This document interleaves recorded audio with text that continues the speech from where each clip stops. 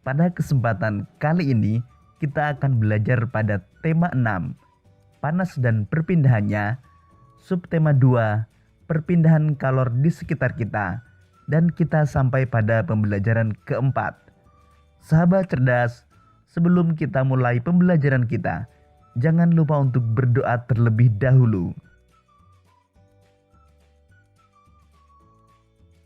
Sahabat cerdas, masih ingatkah kalian peristiwa terjadinya angin laut dan angin darat yang dimanfaatkan oleh para nelayan untuk melakukan kegiatan mereka?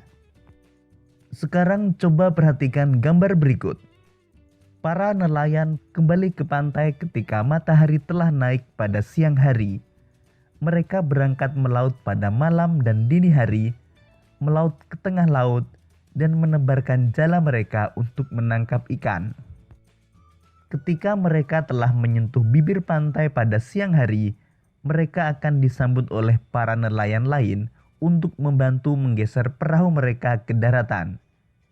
Beberapa rekan nelayan lainnya akan membantu nelayan penangkap ikan itu untuk menurunkan hasil tangkapannya, sedangkan nelayan yang lain membereskan peralatan menangkap ikan.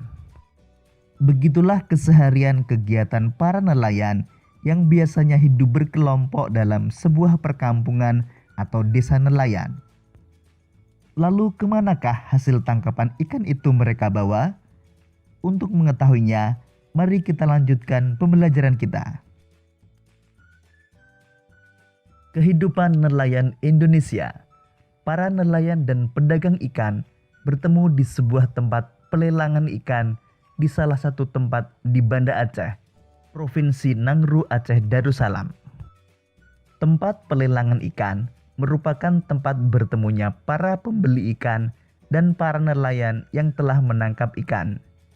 Para pembeli di pelelangan ikan biasanya adalah para pedagang. Mereka akan menjual kembali hasil tangkapan para nelayan ini kepada para konsumennya.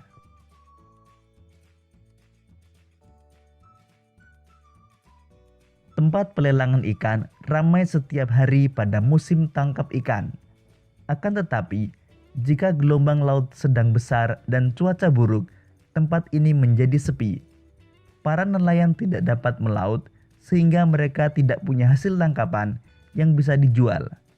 Begitulah kehidupan para nelayan.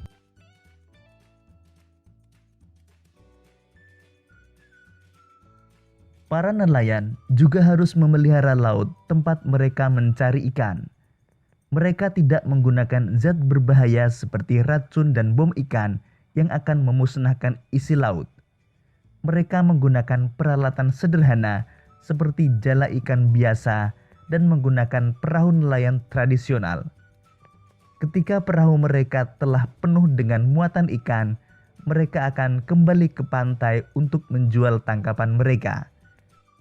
Mereka harus memastikan laut mereka tidak tercemar oleh zat-zat berbahaya yang dapat mengancam kehidupan biota laut dan kehidupan mereka sendiri.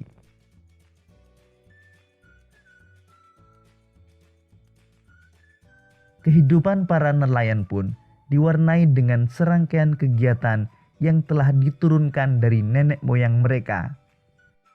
Beberapa kegiatan seperti perayaan petik laut dilakukan untuk memberikan ucapan syukur kepada Tuhan Yang Maha Esa. Acara ini pun dimaksudkan agar mereka terlindung dari bahaya dan laut menghasilkan banyak ikan untuk ditangkap.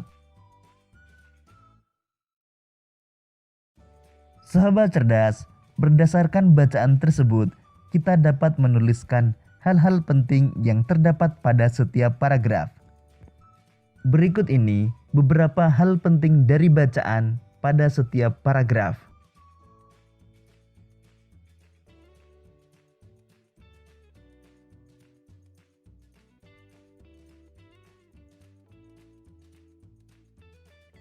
Sahabat cerdas, kegiatan pelelangan ikan merupakan sebuah kegiatan pertemuan antara para nelayan penangkap ikan sebagai penjual ikan dengan para pembeli yang biasanya adalah para pedagang ikan. Dalam pelelangan ikan, para pembeli akan melakukan penawaran secara langsung yang dibantu oleh juru lelang.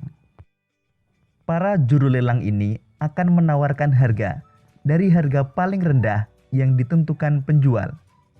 Lalu para pembeli akan melakukan penawaran. Pembeli dengan harga penawaran tertinggi akan mendapatkan barangnya. Para penjual adalah para nelayan yang biasanya menangkap ikan di laut secara berkelompok. Hasil tangkapan ikan segar mereka akan dibawa ke tempat pelelangan ikan atau TPI untuk ditimbang, lalu diletakkan berjajar dengan hasil tangkapan nelayan yang lain. Setelah semua hasil tangkapan ikan diletakkan dan semua pembeli siap melakukan pelelangan, juru lelang akan melakukan proses jual beli. Tempat pelelangan ikan atau TPI biasanya dibangun di daerah pelabuhan ikan, di mana para nelayan biasa berlabuh untuk membawa hasil tangkapannya. Pembeli ikan di tempat pelelangan biasanya adalah pedagang besar yang akan menjual kembali hasil lelang ikan ke pasar-pasar. Para pedagang ikan ini akan menjual hasil laut terutama ke daerah-daerah yang jauh dari pantai, seperti kota atau daerah pegunungan. Sahabat cerdas, berdasarkan penjelasan tersebut, tahukah kalian siapa saja yang terlibat dalam kegiatan pelelangan ikan tersebut? Nah, berikut ini beberapa orang yang terlibat dalam kegiatan pelelangan ikan. Pertama, nelayan berperan sebagai pemasok atau penjual ikan di tempat pelelangan. Kedua, juru lelang berperan menawarkan harga ikan kepada calon pembeli. Ketiga, pedagang berperan membeli ikan dari nelayan dan menjual kembali ke daerah lain. Keempat, buruh atau kuli angkut berperan mengangkut ikan dari nelayan ke tempat pelelangan atau dari pelelangan ke pedagang.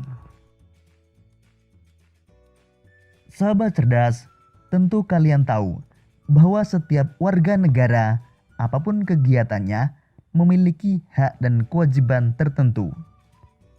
Berikut ini hak dan kewajiban orang-orang yang terlibat pada kegiatan pelelangan ikan. Pertama, nelayan. Hak mendapat uang dari penjualan ikan. Kewajiban menyediakan ikan dengan kualitas baik dan memelihara laut. Kedua, juru lelang. Hak mendapat honor atau imbalan dari jasa melelang. Kewajiban membantu kegiatan pelelangan dengan menawarkan harga ikan kepada para pembeli. Ketiga, pedagang. Hak mendapat atau membeli ikan dengan kualitas baik. Kewajiban membayarkan uang sesuai kesepakatan lelang. Keempat, buruh atau kuli angkut. Hak mendapat upah atau honor atas jasa angkut. Kewajiban mengantarkan barang atau ikan ke tempat yang dituju.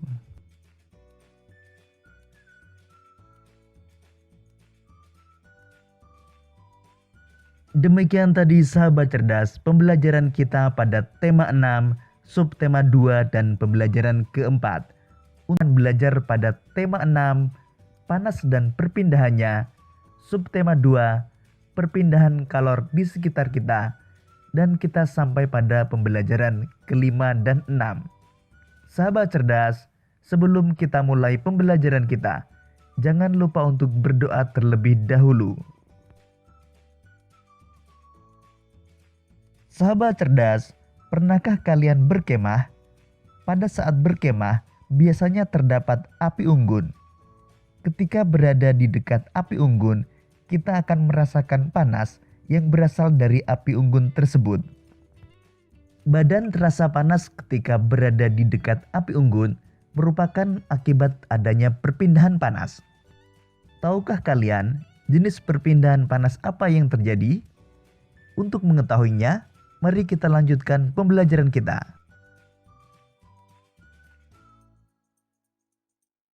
Perpindahan kalor atau panas secara radiasi. Bagaimana panas matahari dapat sampai ke bumi? Kalor dari panas matahari tidak dapat berpindah secara konduksi, karena udara yang terdapat dalam atmosfer termasuk konduktor yang paling buruk. Kalor dari matahari pun tidak dapat menghantar secara konveksi, karena antara matahari dan bumi terdapat ruang hampa yang tidak menghantarkan kalor. Jadi, kalor dari matahari merambat ke bumi tanpa melalui zat perantara.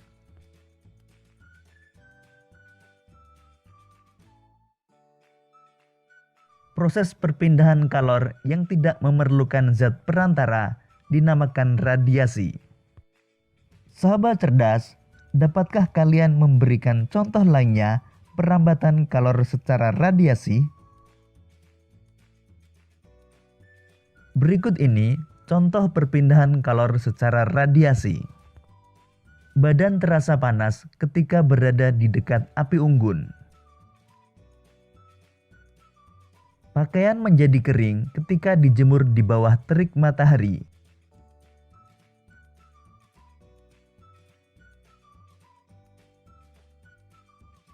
Menetaskan telur unggas dengan lampu. Sahabat cerdas, pernahkah kalian pergi keluar rumah pada siang hari yang terik dengan menggunakan baju hitam? Dan apa yang kalian rasakan? Ketika kamu keluar rumah pada siang hari yang terik dengan menggunakan baju hitam, badanmu akan terasa panas. Hal ini disebabkan warna hitam merupakan penyerap kalor radiasi yang paling baik. Benda-benda berwarna hitam lebih banyak menyerap kalor dan memantulkan sebagian kalor jika dibandingkan dengan benda-benda yang berwarna putih dan berkilap. Sebaliknya pada malam hari, orang yang memakai baju hitam merasa lebih dingin daripada orang yang mengenakan baju putih. Hal tersebut dapat terjadi karena pakaian yang berwarna hitam menyerap kalor yang dikeluarkan tubuh. Sahabat cerdas, berdasarkan penjelasan tersebut, mari kita jawab beberapa pertanyaan berikut ini. 1. Apakah yang dimaksud dengan perpindahan panas secara radiasi? Radiasi adalah proses perpindahan panas yang tidak memerlukan zat perantara. 2. Apakah perbedaan utama perpindahan panas secara radiasi dengan perpindahan panas secara konveksi? Perbedaannya adalah jika perpindahan panas secara radiasi tidak memerlukan zat perantara. Sebaliknya jika perpindahan panas secara konveksi memerlukan zat perantara berupa zat cair atau gas. 3. Apakah perbedaan utama perpindahan panas secara radiasi dengan perpindahan panas secara konduksi? Perbedaannya adalah perpindahan panas secara radiasi tidak memerlukan zat perantara. Sedangkan perpindahan panas secara konduksi memerlukan zat perantara berupa zat padat. 4. Jelaskan paling sedikit 3 contoh perpindahan panas secara radiasi yang kamu ketahui. Contoh perpindahan panas secara radiasi antara lain: panas matahari sampai ke bumi, badan terasa panas di dekat api unggun, menetaskan telur dengan lampu. Demikian tadi sahabat cerdas pembelajaran kita pada tema 6, subtema 2, pembelajaran kelima dan 6.